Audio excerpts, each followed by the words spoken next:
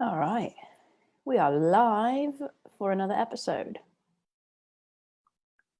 This is episode 44. It's a lot of episodes. That means I've done episodes every week for 44 weeks. It's impressive. We'll get to 50 episodes soon.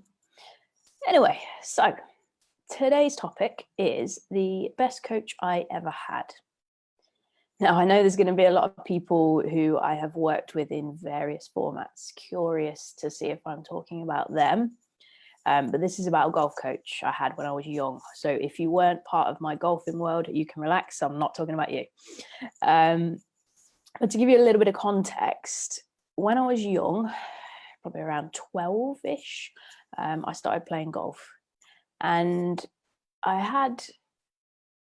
I don't want to say natural talent, because natural talent's a bit of a funny thing, but I had a reasonable level of ability. It wasn't amazing, but I could hit the ball. I had a decent swing. I could put it out there with some distance.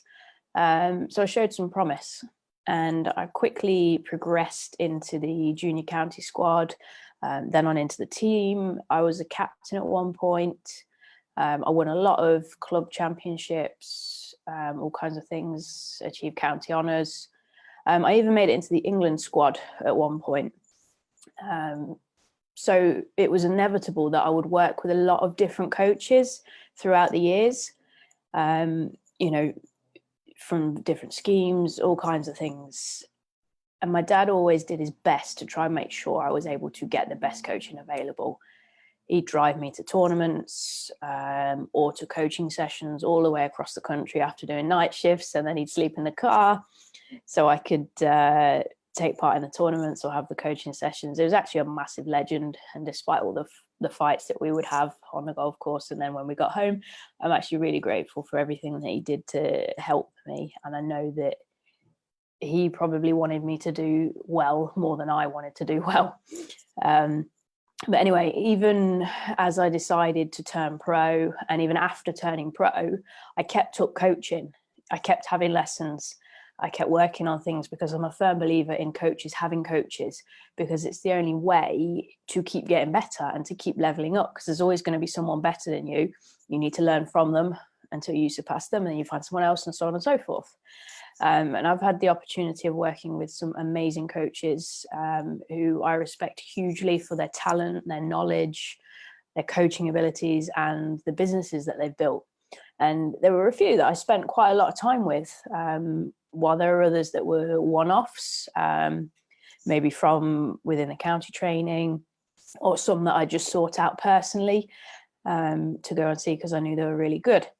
If I were to get lessons now, I do have an idea of who I'd choose already. There's probably two I'd choose from, but I'm not sure if one of them is even coaching anymore. So who knows? But back then, there was one coach that stands out amongst all of them as having the biggest impact for me. His name was Mike Herbert, and he became the pro at the club I was a member at. So he was the club pro. It wasn't for very long. I can't remember how long it was for, but it wasn't for very long. And most people will probably be surprised to hear me say that. But I worked with him quite early on, and it was brief, but the difference was huge.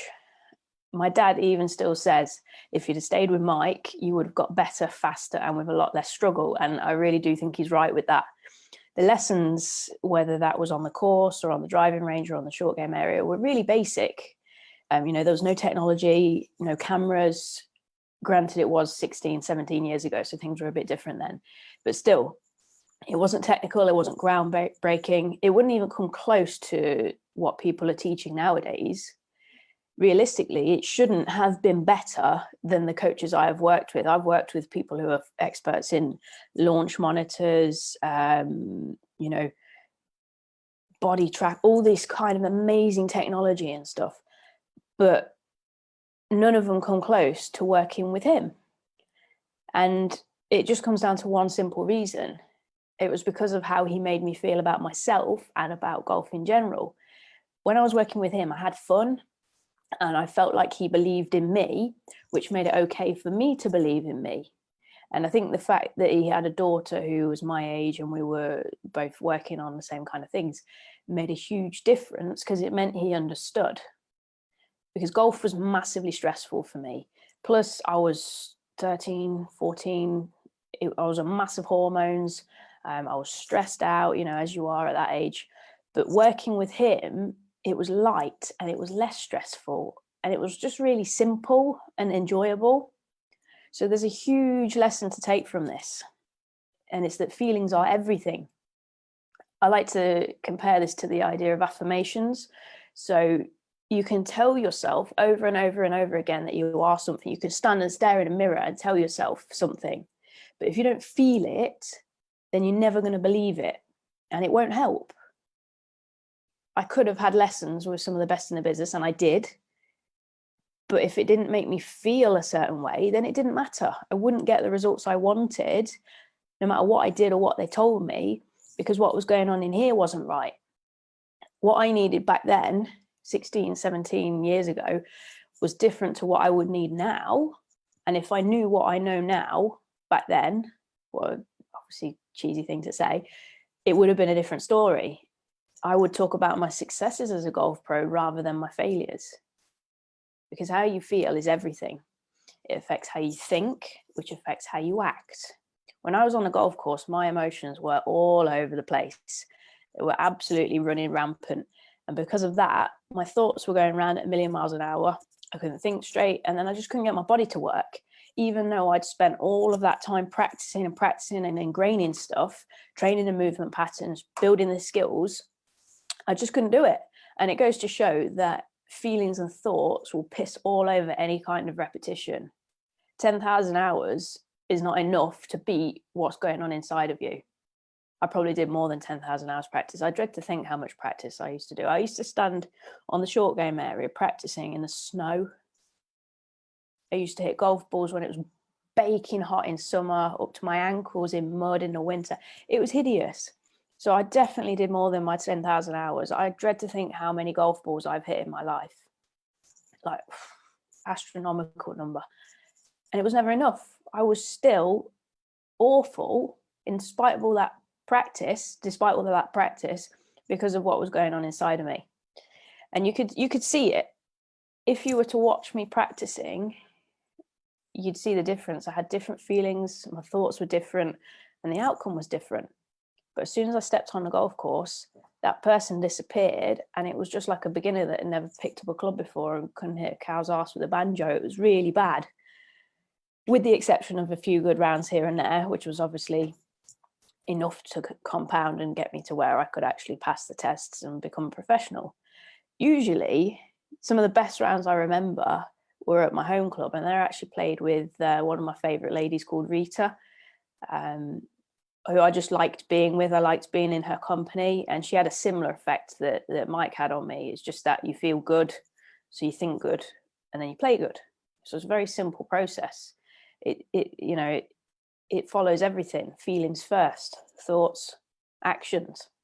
When you're thinking about choosing coaches or people to work with, or teams, it doesn't really matter what respect it's in, whether you are expecting to work with a coach who's going to help you, or you're picking someone who's going to work under you for a team, whatever. You want to pick people who make you feel good, and who help you with that kind of stuff. You always want to consider how people make you feel. If they make you feel crap, then you probably shouldn't be working with them, because at the end of the day, how you feel is the number one dictator of the results you get. So knowing what I know now, I could happily go to any of the coaches that I've worked with before and do well with them, because I'm not reliant on others to make me feel better anymore. I can do it myself. But back then, I wasn't trained to do that. So I needed to be around people who could make me feel a certain way, who could make me feel good. And the same is probably true for you. You find a coach who makes you feel good, but then find one that will train you to do that for yourself. And then you're on to a winner. And at the end of the day, you are the only thing you've got. And while it's great to be around people that make you feel good and to work with coaches that make you feel good, because you will get better results, you can't rely on that. You can only rely on you. So whilst you're working with them, You need to be working on yourself as well and learning how to make yourself feel good and put yourself in that state without relying on them, because they're human. They're not always going to be available, or they're not always going to be able to make you feel how you want them to make you feel. And it's not fair to expect that from them. You've got to learn to do that yourself. So your call to action today, if you're done with feeling shit and you're ready to step up and you know that I can help you with this, I can teach you how to feel good, how to be good, how to do good, then I want you to book some time with me. I have some slots open this week, so I want you to grab one and we'll set some time aside and we'll talk. I'm going to put the link in the comments now. Get on it. We'll get on the phone. We'll talk and we'll see what we can do about training you to feel better. So that's everything for this week. There'll be a little live video on Thursday as per every week, continuing on with the struggle series bonuses. But that's it. I'm out. See you soon.